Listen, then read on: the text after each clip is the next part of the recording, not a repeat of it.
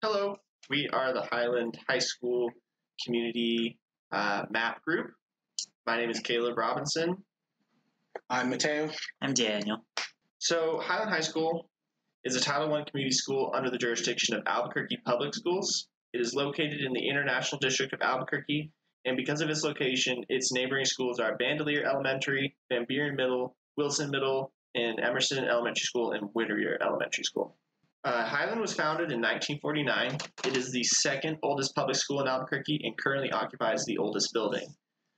It is crisscrossed by underground tunnels built during wartime worries of nuclear threats. And when it opened, it had 34 teachers, and now it has 128. Here you'll see a satellite view of the Highland campus, followed by the Highland boundary. You'll see that it incorporates some of the Air Force Base, the International District, and Nob Hill. Cool, and I just wanted to touch on Nob Hill since it is incorporated into the community. Nob Hill, as most people know, is located on Central Avenue, just a little bit east of UNM. This is a hip urban environment located only about a mile away from Highland. It offers a bunch of community resources, from safe places to study to community events on certain weekends.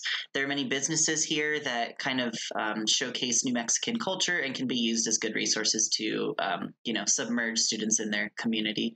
I put a list of some local businesses that I like to go and support that are in the area, such as Michael Thomas Coffee, Chocolate Dude, Flying Star Cafe, Ihatov Coffee, the Guild Theater, Empire Board Games, and Little Bear. It should be noted that almost all of these places have free Wi-Fi, so you can just kind of go in and study at any time that you want. And then also we wanted to touch on the International District because it is the biggest district encompassing the area around Highland. It's located in the east central neighborhoods of Trumbull and La Mesa. It has the highest concentration of cultural and ethnic diversity in the state. There's about 15,000 residents consisting of approximately 63% Hispanic, 24% Caucasian, 8% Native American, 3% African American, and 2% Asian. You'll see that a lot of these demographics actually are represented pretty well translating into Highland School, as it has one of the most diverse populations. It is considered a highly transient area. Many residents of this area share a temporary arrangement mindset about the community, which results in a lack of community engagement. So a lot of people who just kind of end up living in this space but have ideas for other places that they would like to move to. Obstacles such as multiple broken spoken languages, undocumented immigration, and racism further inhibit community development. And again, this is just because it is a very diverse area and it's kind of a refuge district. So there's a lot of families that come here for different reasons. Many organizations and businesses offer direct social services to patrons. And then I wanted to talk about the buses and transportation because Albuquerque Rapid Transit is, there's a station actually right there at Highland, and there's another one in Nob Hill. The ART runs all the way down through Central Historic Route 66, and you could take it quite a few miles up and down. So it is a good source of transportation for most students who live close enough to Central. Also wanted to note and mention the Albuquerque Public Schools bus line, and apparently you have to be about 2 miles away or further to be picked up by the bus. Otherwise, you do have to arrange for transportation yourself. Highland does offer some bus passes for students, but this is kind of done on a case-to-case basis, and it just depends on if you have to stay after school for extracurriculars or other pressing circumstances. And then we wanted to look at student demographics. Highland has a richly diverse population with students with a high concentration of Hispanic students. We found out that as of July 2021, 1,180 students are registered with 467 ELL and 437 special ed. So we got some demographic information from the 2020-2021 year, and this includes, as we can see, the highest proportion is white Hispanic students, but there are also white, Black, Native American, and Pacific Islander students all represented within this information. Over almost 2/3 of the students are white Hispanic, and then looking at ELL students for the 2020-21 semester, a third of students are ELL with, as we see with the 9th grade, 154 out of 420 students are ELL. So that it's not all Spanish native language speakers. While talking with the assistant principal, we learned that there are 20 students who speak Swahili. So that's just one other example. Next, we wanted to talk about resources that are available at Highland. The on-campus resources available include free lunches during school hours for students.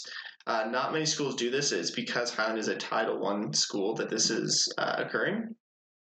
There are student counseling services for students, and UNM Health Services is available on campus, and I'll talk about that more in just a moment.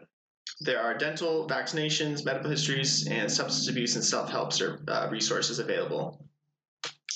There are community liaisons that help families get into connection with essential resources for their homes. There's a clothing bank for students that's open, that has open hours to try on clothes during lunch and free periods or by appointment.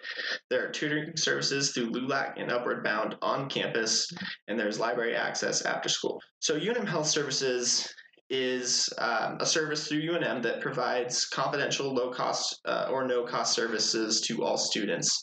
Some of these services include primary care, behavioral health, immunizations, dental, reproductive health, and LGBTQ+ support. They offer annual health exams, sports physicals, medical care, health education, case management, and counseling, and they can coordinate with the student's primary health care provider for ease of access for families with availability for lab testing, prescriptions, and referrals.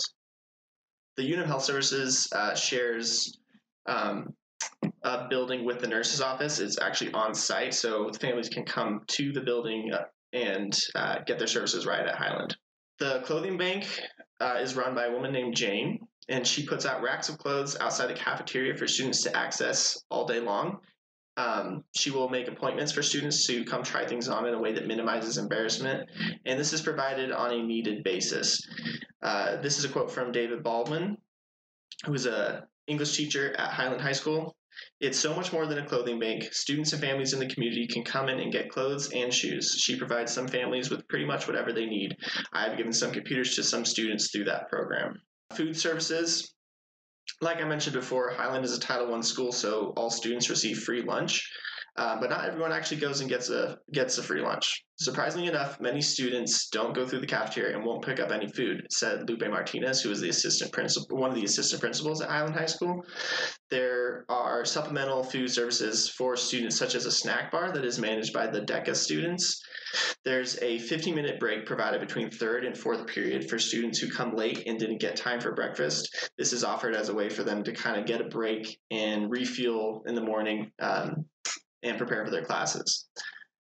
Highland will often order pizza from Dion's, which is right across the street, for school events. And many students leave campus to go to Walmart, Wendy's, and Dion's, even though they're not supposed to, because Highland is a closed campus. Roadrunner Food Bank has a partnership with Highland, and that is coordinated by Laura Navarez, and she schedules students to meet with the food bank truck to pick up food on a weekly basis. And then really quick, I just wanted to share some insights. I won't read all of this, but this was just from an interview with my mentor teacher. She just highlighted some of the things that some of her own lived experiences from her time at Highland. Basically, the main takeaways was that she does interact with such a large, diverse population of students there at Highland.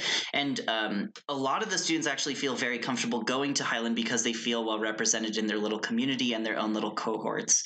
She mentioned she has seen she knows of some students who commute from the west side and want to go to Highland specifically for this reason. So it seems like Highland actually has and exemplifies a lot of community cultural wealth in that there are diverse students there who represent the students who also want to be there. She also mentioned that a lot of students have openly expressed their identities to her and have been forthcoming with their pronouns and other identities that they did want to express.